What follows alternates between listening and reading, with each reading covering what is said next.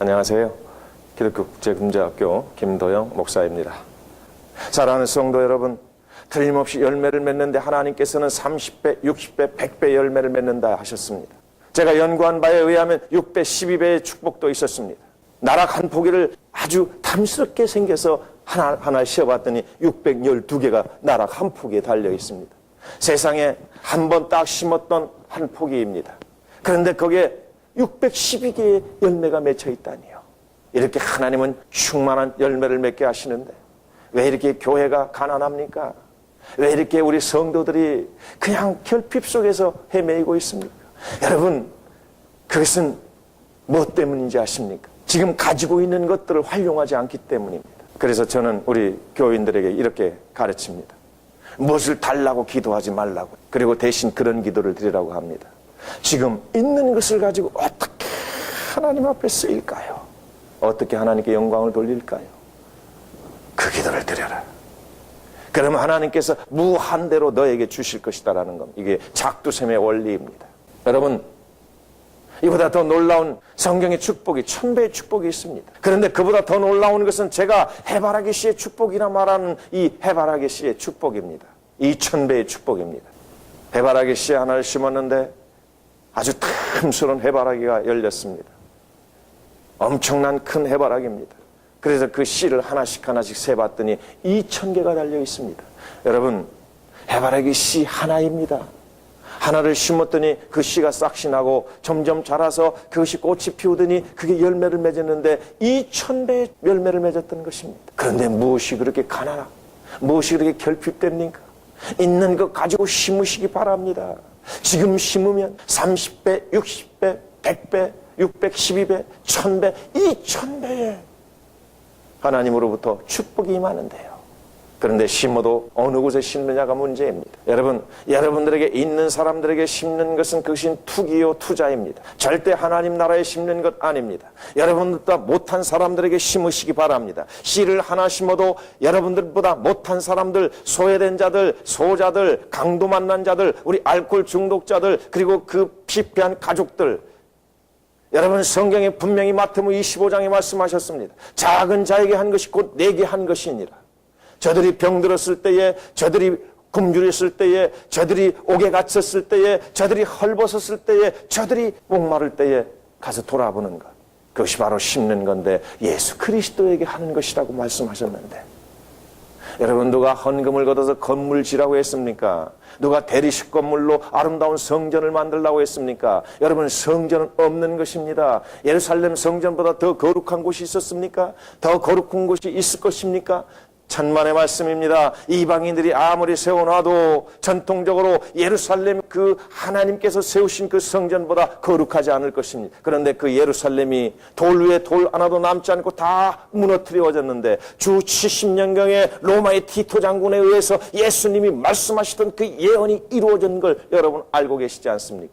그런데 오늘날 왜 하나님의 귀한 물질을 가지고 번쩍거리는 건물들을 세웁니까? 앞에도 언젠가 언급했지만 여러분, 미국의 그 유명한 빛나는 교회, 사방이 크리스탈로 만들어졌던 그 교회가 천주교로 매각됐다는 이야기를 듣고 통탄할 일이라고 생각했습니다. 역시 이 마지막 종말의 시대의 견독교가 되어서 이제는 교회가 그렇게 무너져 가는구나. 여러분, 그런데 우리 치중하지 마십시다. 천막이면 어떻습니까? 혹시라도 비를 맞고 우산을 쓰고 하나님께 예배드리면 어떻습니까? 그런 곳에 돈을 들이고 특히 공동묘지 만드는 그런 곳에 우리 하나님의 물질들이 쓰여져서는 안 됩니다. 살아있는 사람, 죽어가는 사람 구원하기 위해서 돈이 10원이라도 헌금이 쓰여져야 되는데 죽은 자들을 위해서 공동묘지를 화롭게 만들어 놓고 요즘 각 교회마다 아주 유행하는 게 하나 있습니다. 무슨 수목장을 만들어 놓고 그리고 아주 무슨 납골당을 만들어서 그것을 또한 분향을 하고 말이죠. 여러분, 그것이 복음이 전해지는 것이겠습니까? 그걸 만들어서 뭘 하겠다는 것입니까? 여러분, 사람이 죽으면 저는 제 개인적으로는 분명히 저는 유언을 해놨습니다. 내가 만약 죽거든 그냥 태워서 싹 없애버려라.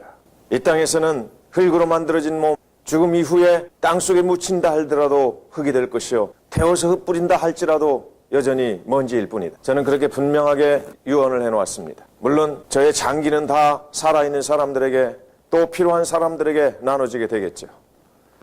이것은 분명히 천국 영생을 확신하는 사람들에게 가지는 확실한 믿음이요, 그리고 또 방법이 될 것입니다. 살아있는 사람들에게 예수 그리스도를 믿게 하기 위해서, 또는 예수 그리스도를 믿는 사람들을 더욱더 성장하기 위해서 하나님의 물질들이 쓰여져야 할 것입니다.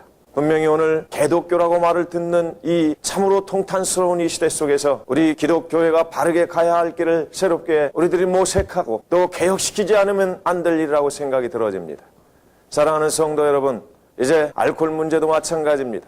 교회 안에 재직들이 재직회를 마치고 술병을 들고 2차로 또한 자기들끼리 모여 술을 마신다는 이야기가 공공연한 이야기가 되어 있습니다. 제가 알고 있는 어떤 교회는 직접 야외를 가는데 그 버스 뒤에다가 맥주를 싣고 가는 것을 제 눈으로 목격했습니다. 세상에 어떻게 이런 일이 있을 수 있습니까? 마지막 심판대가 가까이 온 것을 바로 이런 것들을 보면서 직감하게 됩니다. 어느 시대에도 교회가 이런 시대가 없었습니다. 그러므로 이제 알코올과 관련된 우리 교회 음주 문제, 사실은 그냥 무관하게 넘어가야 할 일이 아니고 문화라고 하는 그런 어줍지 않은 이야기 때문에 그것들이 하나님의 진리가 희석되어서는 안 될 것입니다. 분명하게 저는 우리 교회 안에서 술 문제가 해결돼야 된다고 생각합니다. 금주운동, 그리고 금연운동 뿐만 아니라 단약운동, 여러 가지 우울증, 정신병이라고 하는 것들이 우리 교회 안에서 남아라도 다 사라져야 합니다. 믿음이 있는 사람들은 절대 그런 병이 걸리지 않습니다. 바로 이런 상황들을 보시면서 이 마지막 시대에 사랑하는 우리 성도 여러분, 이 교회를 지키고 거룩한 하나님 나라를 확장해 가는 데에 앞장서십시다. 감사합니다.